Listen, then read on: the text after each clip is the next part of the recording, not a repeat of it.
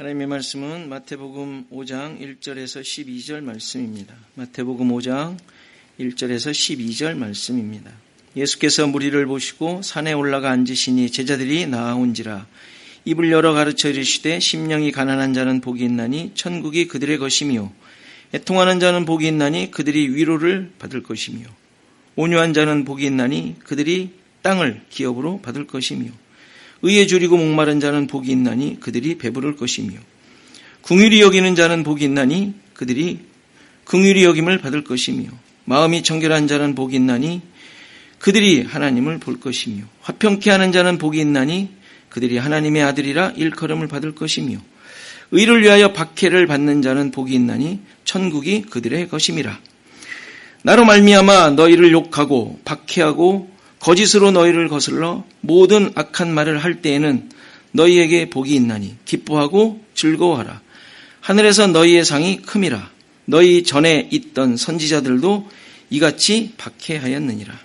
아멘. 산상설교에 나오는 팔복은 이렇게 하면 복을 받는다 하는 복받는 방법에 대해 주신 말씀이 아니라고 계속 말씀을 드렸습니다. 그렇게 할 수도 없고 한들 되지도 않습니다. 그렇다고 아무도 그 복과 상관이 없는가? 내가 노력해서 받는다면 정말 상관이 없는 것이 돼요. 왜 안 되니까? 여러분들 얼마만큼 온유하면 하나님이 이 복을 주실까요? 얼마만큼도 모르겠고 어떻게 하는지도 모릅니다. 굳이 우리가 스스로 서로 비교하며 요만큼 저 사람은 나보다 나은 것 같아. 그럼 그 사람에게는 요만큼 더 주고 나한테는 요만큼 주고 만일에 복도 그렇게 한다면 여러분들이 잘못하는 것에 대해서 하나님께서 똑같이 하셔야 돼요. 여러분들이 못하는 것에 대해 하나님께서 그거에 걸맞게 벌을 주신다고 생각해 봅시다. 복도 주시는 것처럼 벌도 주신다고 생각하자고요. 복은 주시고 벌은 안 주세요? 복은 벌은 다 없어졌고 이제 복 받을 것만 남아 있다고 생각하시는 분 혹시 계세요? 제가 언젠가도 말씀드렸지만 죽어가는 사람을 물에서 건져줬더니 보따리 내놓으라고 하는 게 우리 모습 아니에요? 그 말이 됩니까? 그러니까 우리의 어떤 이러한 하나님으로부터 받는 복에 대하여 이런 식의 어떤 내가 애써 할 수 있는 것으로 자꾸 측정을 하기 시작하면 이 복은 우리와 전혀 관계없는 것이 되고 말죠. 얼마만큼 애통하면 위로를 받을 수 있을까요? 하나님이 주시는 위로를. 한계가 없어요. 그렇죠? 각각 처한 상황이 다 다르지 않습니까? 나보다 못한 사람이 있든가요, 없든가요? 있더라고요, 글쎄. 그렇죠? 그럼 나보다 조금 낫다고 생각되는 사람은 더 많은 것 같아요, 왠지. 어쨌건 이게 수준과 어떤 한계와 내용을 찾아낼 수가 없습니다. 기준을 만들 수가 없습니다. 그렇다고 복받기 틀린 거냐? 산상수훈의 내용을 전국 백성의 행동 지침으로 생각하게 되면 여기서 쭉 나오는 그 복의 내용들, 천국을 소유하며 위로를 받고 땅을 기업으로 받고 배부르고 긍휼히 여김을 받고 하나님을 보고 하는 등의 이런 것들이 상관이 없는 멀리 있는 것이 되고 맙니다. 따라서 마태가 소개하는 천국 백성이 받는 복은 결코 인간의 노력이나 열심으로 얻어낼 낼 수 있는 것이 아니라는 것을 알 수 있어요. 4장에서 그 모습을 보여줬지 않습니까? 4장까지가 이 5장을 하기 위한 배경이었다고 생각할 수 있잖아요. 예수님께서 갈릴리로 물러나셨는데 이로 인해 무슨 일이 벌어집니까? 스불론과 납달리 땅과 이방의 갈릴리에 있던 흑암의 백성들이 빛을 보는 일이 벌어져요. 사망 가운데 있던 이들에게 생명의 빛이 비추어졌음을 얘기하는 것인데 그럼 그들이 그러한 천국의 생명을 얻는 데에 있어서 무슨 일을 했나요? 그들이 스불론과 납달리 땅 갈릴리 흑암에 있던 자들이 무슨 일을 했습니까? 생명을 얻는데. 긍휼히 여김을 받으며 위로를 받기 위해 그동안 그들이 어마어마한 치성을 쌓았나요? 전혀 그렇지 않죠. 그들은 자신들이 처한 상황에서 그냥 살아왔던 자들이에요. 그냥 저주받았으려니 하고 팔자 타령하며 살았을지 모르겠습니다. 그냥 살아왔던 사람이에요. 희망도 없고 사망 속에 살아왔다고 얘기하지 않습니까? 사망의 그늘에서. 그런데 빛이 비춘 거라고요. 그런데 그냥 그 자리에 갈릴리 해변에서 부름을 받은 제자들도 마찬가지 아닙니까? 그리고 그 다음에 나오는 예수님께서 천국 복음을 전하며 병과 약한 것을 고치신 자들, 그들 역시 무슨 특별한 조건이나 자격이 있던 자들이 아니었음을 보여주는 모습 아니에요? 아무것도 할 수 없는 자들, 약하고 병이 들어 아무것도 할 수 없는 상황에 있던 자들임을 보여주잖아요. 이렇게 아무 조건이 없음에도 그들은 천국으로 부름을 받는 거예요. 천국의 복을 받은 것이죠. 이게 지금 특별한 이야기입니까? 당연한 얘기 아니에요? 우리가 지금까지 성경을 보며 얻어온 여러분들이 받은 당연한 얘기 아닙니까? 모든 신자들 이와 다르지 않죠? 천국의 복, 구원이 여러분들에게 어떻게 주어졌죠? 말 그대로 은혜 아닙니까? 은혜. 늘 강조하지만 은혜가 뭐예요? 좋은 거 주어서 은혜예요? 아니요. 받으면 안 되는 사람이 받은 걸 은혜라 그래요. 받을 수 없는 자, 도저히 주면 안 되는 자가 받았을 때 그걸 성경에서는 은혜라고 하는 거예요. 은혜를 갚은 제비, 이 은혜가 아니라 그게 무슨 은혜를 갚은 거예요. 그렇지, 은혜를 갚았지. 그게 은혜냐고요. 여러분들 하나님께서 구원을 주신 게 뭘 갚은 거예요? 우리가 뭘 대단하게 해놨기 때문에? 아니지 않습니까? 성경의 은혜는 갚은 게 아니에요. 자격이 없는데 도저히 그러면 안 되는데 주는 거란 말이에요. 준 거란 말이에요. 그래서 본문에서 계속해서 복이 있나니 라고 선포하는 거예요. 복이 있나니. 이렇게 해야 복을 얻나니가 아니라 누구에게 복이 있나니 라고 얘기하는 거예요. 복이 있나니. 정말 은혜 아닙니까? 복이 있답니다. 여기서 복이 있나니 라고 번역된 말은 행복하다, 복되다 라는 의미의 단어예요. 행복하다, 복되다. 그런데 본문에 나오는 그 8가지의 모습을 볼 때 복이 있나니 해놓고 설명한 그 내용은 전혀 행복하거나 복되다고 할 수 없는 내용들임을 알 수 있어요. 심령이 가난하고 애통하고 온유하고 의에 줄이고 목마르고 긍휼히 여기고 마음이 청결하고 화평하게 하고 의를 위하여 핍박받는 모습, 이게 복이 있는 모습입니까? 그 사람 참 대단해 라고 칭찬할 때 저 사람 참 너무 겸손하고 온유한데 이런 정도로 칭찬하는 정도의 용어지, 가만히 들여다보면 불쌍한 사람 아니에요. 복된 모습이 아니라, 행복한 자의 모습이 아니라 어떻게 핍박받는 자가 행복한 자의 모습입니까? 불쌍한 자의 모습일 뿐이죠.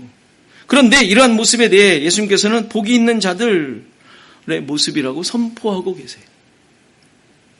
당연히 흔히 생각하는 복과 전혀 다른 내용이죠. 지금까지 예수님께서 유대인들이 가지고 있던 것들로부터 벗어나 출 예루살렘, 출 세상을 하셨다고 말씀드렸어요. 애굽에서 불렀다를 적용시키셨잖아요. 그분의 모습에 대해, 행적에 대해 적용시켰지 않습니까? 이루어진 것으로. 그리고 세례 요한을 통해서도 이 예수님을 맞이할 준비를 사람들에게 했지 않습니까? 이러한 이 예수님을 출 세상 한, 출 예루살렘 한 그 예수님을 맞이할 준비를 세례 요한으로 하여금 하도록 했잖아요. 그러니까 세례 요한이 이러한 예수님을 맞이할 준비로 사람들에게 무엇을 한 거겠어요? 그들이 가지고 있는 것을 깨뜨리는 작업을 한 것이죠. 높은 거 다 낮아지고, 산들이 낮아지고, 다 그것이 깨뜨린 거란 말이에요. 그들이 가지고 있었던 높은 것들, 자기가 쌓아왔던 거, 자기 자랑거리들 이것을 다 깎아버린 거란 말이에요. 그런데 그것이 팔복의 모습인 거예요. 팔복의 모습. 바닷가에서 가족들과 고기를 잡던 자들이 따르라는 말을 듣고 그것을 자기들이 하고 있던 일을 버리고 따랐습니다. 도대체 무슨 생각을 하고 따른 걸까요? 무슨 생각을 했을까요? 가만히 보면 아무 생각도 안 한 것 같아요. 계산을 안 한 것 같아요. 맞지 않습니까? 계산하면 갈 수 있겠어요? 따지면 잠깐만, 아버지는, 가족은, 내 자식은 생각할 게 어디 한두 개겠어요? 그런데 전혀 생각하지 않고 따른 것 같이 보여요. 그런데 그것에 대하여 지금 성경은 뭐라 그래요? 심령이 가난한 자라고 설명하고 있는 것이죠. 따르라는 말에 예수님을 쫓았는데 그 모습이 다시 말해서 자신을 맡길 수밖에 없는, 그 맡기는 것 외에는 할 수 있는 것이 없었던 자의 모습으로 지금 보여주고 있는 거예요. 그렇잖아요. 그것밖에 할 것이 없는 자처럼 지금 따른 거잖아요. 다른 게 할 게 있었으면 생각을 많이 해야겠죠. 그런데 그것을 생각 안 했다는 것은 그것만이 그에게 유일한 길임을 믿었다, 생각했다, 다짐했다, 결정했다라는 뜻 아닙니까? 따르는 것밖에 없었다라는 것을 보여주는 것이죠. 그에게 유일한 길, 그거밖에 없는 것이죠. 바로 천국의 부름을 받은 자의 모습으로 보여주고 있는 거예요. 여기에서 이들에게 어떠한 선택이나 기준이 없습니다. 그런데 이들과는 달리 다른 기준이 있던 자들이 있었는데 그들이 누구였어요? 바리새인과 사두개인들. 아브라함의 자손이라는 기준, 그들이 열심히 지켜왔던 율법의 행위들, 지금까지 살아오면서 자기들이 잘 쌓아놓았던 자기의, 이것들이 있는 자들이었어요. 그런데 잘 생각해 보세요. 그들이야말로 하나님 나라 백성으로서의 최고의 자격을 갖고 있던 자들 아니에요? 그들 스스로도 그렇게 믿던 자들이라고요. 왜? 하나님의 말씀을 내가 얼마나 따랐는데, 하나님의 말씀대로 내가 얼마나 살았는데, 하나님의 나라가 있다면, 하나님의 나라를 세우는 어떤 메시아가 온다면 우리가 제일 먼저 갈 수 있는 자들이라고 생각지 않았겠어요? 그러나 이러한 최고의 스펙을 가지고 있었던 자들이지만 엄청난 욕을 먹죠. 독사의 자식들아, 누가 임박한 진노를 피하라고 가르쳐 주더냐? 그렇게 잘난 스펙으로 하나님 나라의 백성이라고 인정받을 줄 알았느냐? 이게 지금 세례요한에 야단치는 내용 아니에요? 하나님께서는 이 돌들로도 아브라함의 자손을 만드실 수 있다. 이게 무슨 말이에요? 이 돌들로도 아브라함의 자손을 만들 수 있다는 말이 무슨 말이에요? 이 돌들로도. 그냥 돌아다니던 돌이에요, 거기. 이 돌들로도 아브라함의 자손을 만들 수 있다라는 말이 무슨 의미예요? 하나님의 약속의 자녀가 되는 데는 아무런 조건이 필요 없다는 얘기죠. 그렇잖아요. 이 돌들로도 만드는데, 이 돌들로 누굴 만들었다 칩시다. 그럼 그 사람이 뭐겠어요? 아브라함의 자손이래지 않습니까? 다시 말해서 하나님의 약속의 자녀. 약속의 자녀면 그 사람이 뭐겠어요? 아무것도 아니네. 아무것도 아닌 거죠. 백이 있어요. 과거가 있어요. 스펙이 있어요. 뭐가 있어요. 아무것도 없는 자 아니에요. 그냥 굴러다니던, 다 쳐다보지도 않고 발로 탁탁 차던, 멸시받고 무시받던 사람 존재 아니었어요? 그런 자로 아브라함의 자손을 만든다. 너희들이 만들어 놓은 그 스펙 아무짝에도 필요 없다는 얘기죠. 조건이나 기준으로 하나님의 자녀를 만드는 것이 아니다는 말이죠. 그런데 이 책망은 당연히 그 당시에 수많은 사람들에게 당황스러운 책망이죠. 황당하기 짝이 없지 않습니까? 그렇게 말씀대로 살려고 했던 자들, 누가 봐도 하나님을 잘 믿는 자들이었다고요. 누가 봐도 그 앞에 감히 설 수 없는 위대한 자들이었다고요. 누가복음 18장에 나오는 바리새인의 기도를 보세요. 뭐라 그래요? 나는 다른 사람들과 같지 않게 뭐뭐를 안 했다고요? 토색도 안 하고 불의도 저지르지 않고 간음도 하는 자들, 그런 자들과 난 다릅니다. 너무 감사합니다. 그렇게 나를 보호해 주셔서, 인도해 주셔서. 이 얘기 아니에요. 그러면서 그 옆에 있는 세리를 지적하면서 그자 같지도 않은 것도 너무 감사해요. 이러고 있는 거예요, 지금. 그러면서 뭐라 그래요? 일에 2번씩 금식하고 소득의 11조를 드립니다. 얼마나 위대한 하나님 앞에서의 그 뭐랄까요? 자랑거리와 그 공적과 이런 것들이 있습니까? 그런데 그런 자들에 대해 세리관이 지금 뭐라 그래요? 열매가 없다고. 열매가 없다고. 도끼로 찍어 불에 던져질 거라고. 도끼가 나무에 찍혔다고 얘기하잖아요. 그렇게 예단치면서 내 뒤에 오시는 예수님이 오시면 타작마당에서 알곡을 모으고 쭉정이는 불에 태울 것이다. 그런 심판을 선언했지 않습니까? 걔네들이 누구란 얘기예요? 쭉정이. 그들의 문제가 뭐였어요? 이들의 진짜 문제가 뭐예요? 지금까지 쭉 설명한 대로. 자기의, 자기 자랑, 자기가 쌓아놓은 공적, 그래서 어떤 자격을 만든 거, 이게 그들의 문제였음을 얘기하는 거예요. 하나님 나라 백성의 기준을 만든 거, 기준으로 어떤 자격이 될 정도의 그것을 만들어 놓은 거, 그것을 지금 세례요한이 아주 어마어마하게 야단을 친 거고, 예수님이 오시면 쭉정이로 갈라 불에 던지겠다고 지금 얘기하고 있는 것이죠. 당연히 그들은 내세울 것이 있고 믿는 구석이 있는 자들이었어요.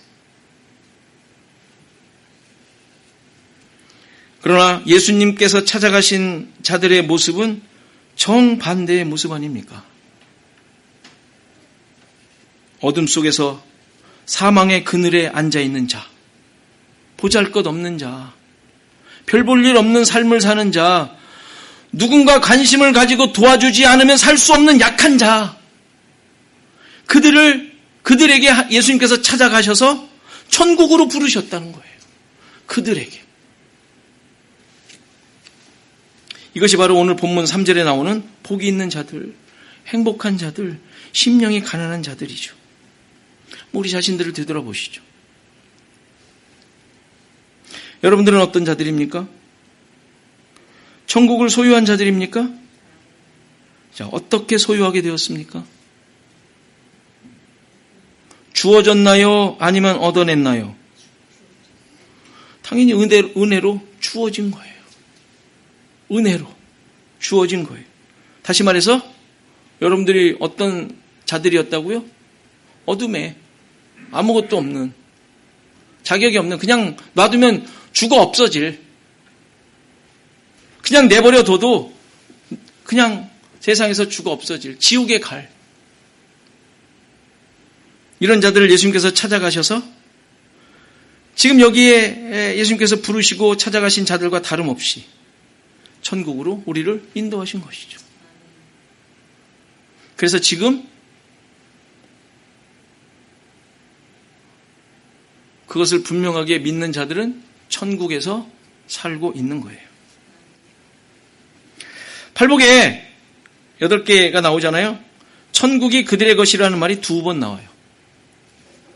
지금 3절, 첫 번째 복 있는 자, 심령이 가난한 자에게와 그 다음에 마지막 8번째 복인 10절에 의를 위하여 박해를 받는 자가 얻는 것을 설명할 때 천국이 그들의 것이라고 2번이 나와요. 학자들은 또 이런 거를 또 캐내기를 좋아하잖아요. 팔복이 천국이 그들의 것이라고 말하는 것에서 시작해서 천국이 그들의 것이다 라는 것으로 닫혀 있죠. 다시 말해서 이들은 천국을 소유한 자들의 삶이라는 얘기예요. 더 중요한 사실은 뭐냐? 천국이 그들의 것이라 라고 한 그 말이 현재형이라는 거예요. 현재형. 그 사이에 있는 6가지 복들을 보면 다 미래형으로 되어 있어요.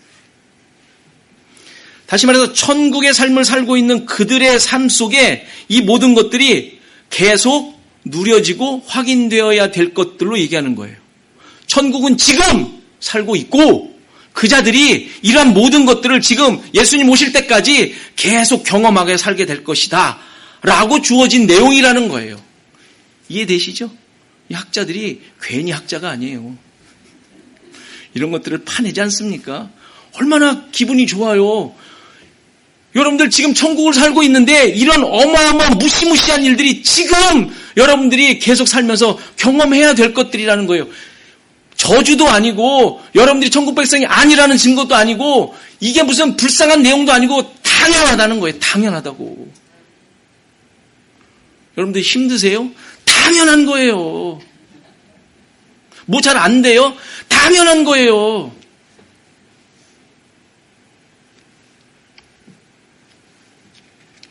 그것을 확인하란 말이에요. 그거 내가 지금 천국의 삶을 살고 있는데 뭐가 안 되고 빼앗겨요.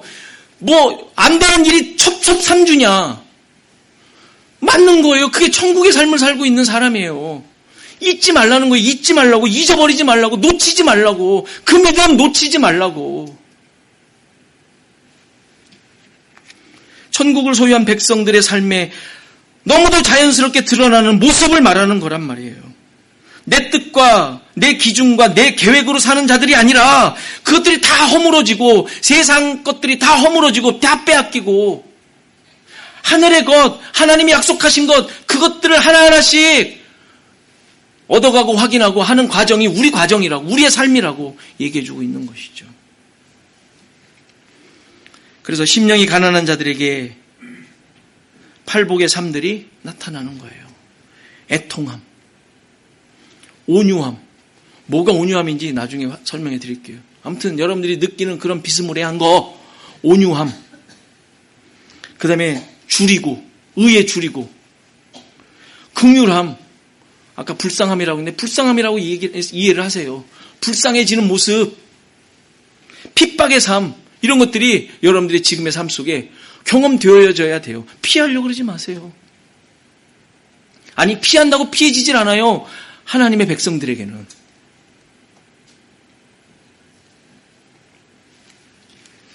따라서 한 가지 더 오해하지 않도록 해야 합니다. 어떻게 하면 심령이 가난해질까? 이런 방법 찾는 거 그 말씀 아니에요. 불쌍해지고 가련해지고 겸손해지고 그렇게 힘써서 되는 것이라면 그 또한 은혜가 될 수 없지 않습니까? 여러분들이 얻어 취할 수 있는 거라면. 십자가로 말미암은 구원이 허사가 되지 않겠어요? 무언가 하라는 말이 아니라 자신을 돌아보아 무엇으로 살고 있는지를 보라는 거예요. 계속 자기를 확인하는 것이죠. 힘듭니까? 맞는 거예요. 천국 안에 살고 있습니다. 십자가로 말미암아 살고 있습니다. 하나님께서 나를 인도하고 있습니다. 이것을 놓치지 말라는 얘기예요. 천국이 임하고 하나님의 다스림을 받게 된 자에게 자연스레 나타나는 모습, 그것이 팔복을 소유한 자들의 모습인 거죠. 천국을 소유했다고 세상살이가 편해지는 것이 아니라 오히려 이 세상과 이별하는 과정이 시작되는 거예요. 이별하는 과정이 쉽겠어요? 사람과 헤어져도 힘들어 죽겠는데 이 세상 것들이 나를 만들었고 그렇게 나를 위해주고 지금까지 누려왔는데 그것과 이별하는 게 쉽겠냐고요.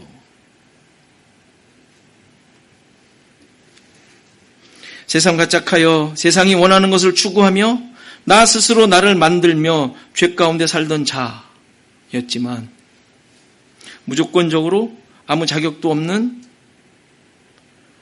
나 같은 자까지도 구원해 주심을 우리가 고백하며 사는 거예요. 그게 우리의 삶의 기준이에요. 그래서 천국 백성으로서 주권이 바뀐 자로 내가 나의 삶, 나의 모습, 나의 미래를 잘 세워가는 것 같았지만 그러나 이제는 주권이 바뀌어 있는 주님께서 나를 이끌어 가시는 십자가만이 기준이 되어 살아가는 그런 자로 그래서 그 주권자만을 의지하며 살아가야 하는 자로 우린 사는 거예요. 성경에서 가난한 자는 고아나 과부나 나그네로 대표를 하죠. 그렇죠? 그들은 자신의 주권이 없는, 있다 한들 아무도 인정하지 않는 그들이죠. 그래서 소외된 자들로 이야기를 하는데 중요한 건